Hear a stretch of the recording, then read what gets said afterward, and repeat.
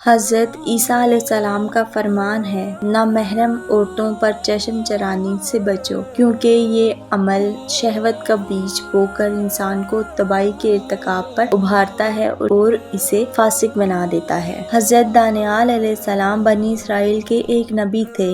آپ علیہ السلام بچپن میں ہی اپنے والدین کے سائے سے محروم ہو گئے تھے۔ ایک بوڑھی عورت نے آپ علیہ السلام کو پال پوس کر جوان کیا۔ آپ علیہ السلام کے عہد طفیلیت میں بنی اسرائیل کا ایک بادشاہ تھا جس کے 2 قاضی تھے۔ اس دور میں ایک بہت نیک شخص بھی تھا جسے دربار میں بہت اہم حیثیت حاصل تھی۔ اس شخص کی بیوی بہت حسین تھی اور وہ اپنے شوہر سے بے پناہ محبت کرتی تھی۔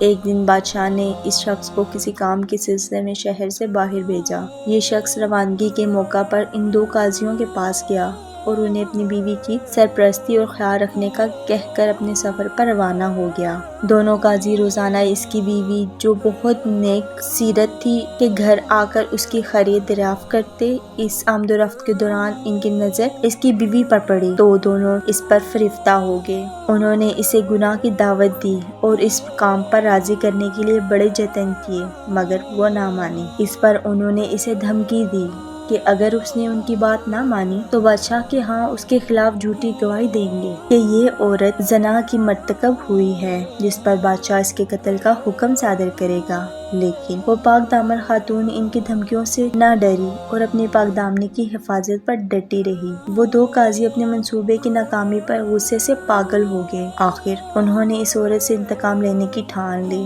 اور بادشاہ کے حضور اس عورت پر زنا کا الزام لگا دیا۔ بادشاہ نے ان کی بات سن کر کہا، میرا نہیں خیال کہ یہ عورت اس طرح کی کوئی حرکت کر سکتی ہے، کیونکہ میں اسے بہت اچھی طرح سے جانتا ہوں۔ وہ بہت نیک اور پاک دامن عورت ہے۔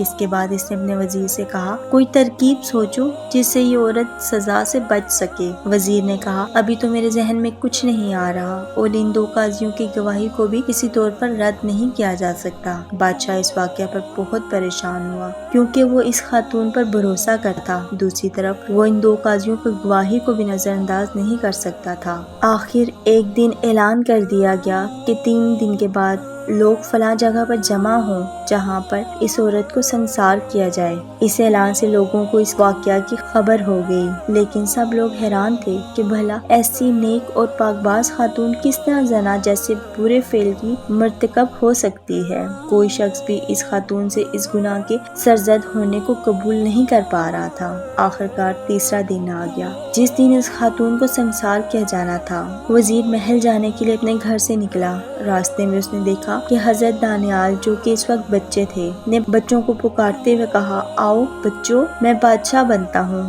فلاں بچی وہ نیک خاتون بن جائے اور فلاں 2 قاضی بن جائیں۔ جب بچوں نے مذکورہ کرداروں کا روپ ڈھال لیا تو حضرت دانیال کچھ مٹی اکٹھی کر کے اس کا تخت بنا کر اس پر بیٹھ گئے اور بیت کی چھڑی سے تلوار بنا لی۔ اس کے بعد انہوں نے کھیل کھیل میں حکم دیا کہ ان 2 قاضیوں کو گرفتار کر کے ایک کو میرے سامنے پیش کیا جائے اور دوسرے کو فلاں جگہ پر لے جایا جائے جہاں وہ ہماری آواز تک نہ سن سکے۔ ان بچوں نے حکم کی تعمیل کی۔ چنانچہ حضرت دانیال نے ایک قاضی سے پوچھا، تم نے اس نیک خاتون پر کیسا الزام لگایا ہے؟ اس نے جواب دیا، وہ زنا کی مرتکب ہوئی تھی۔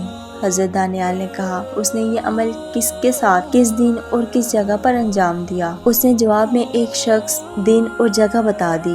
اس پر حضرت دانیال علیہ السلام نے کہا، اسے لے جاؤ اور دوسرے قاضی کو پیش کرو۔ جب دوسرے قاضی کو بلا کر اس پر واقعے کی تفصیل پوچھی گئی تو اس نے پہلے قاضی سے بالکل مختلف بیان دیا۔ یہ سن کر حضرت دانیال علیہ السلام نے کہا، اللہ اکبر، دونوں قاضیوں کی گواہی جھوٹی ہے۔ انہوں نے اس عورت پر تہمت لگائی ہے۔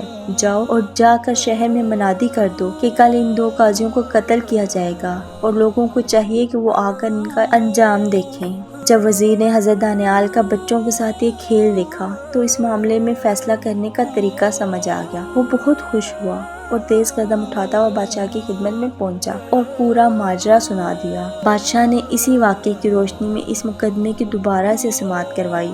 جب دونوں قاضیوں کو علیحدہ علیحدہ کر کے ان کا بیان لیا گیا تو دونوں کا بیان ایک دوسرے سے بالکل مختلف نکلا، جس پر بادشاہ نے کہا، اللہ اکبر، ان دو قاضیوں نے اس نیک خاتون پر جھوٹا الزام لگایا ہے۔ پھر بادشاہ کے حکم سے شہر میں منادی کرا دی گئی کہ کل فلاں جگہ پر جمع ہوں تاکہ دونوں قاضیوں کو سریعام پھانسی دی جائے۔ اگلے دن شہر کے تمام لوگ جمع ہوئے اور دونوں قاضیوں کو تختہ دار پر لٹکا کر ان کی زندگی کا خاتمہ کر دیا گیا۔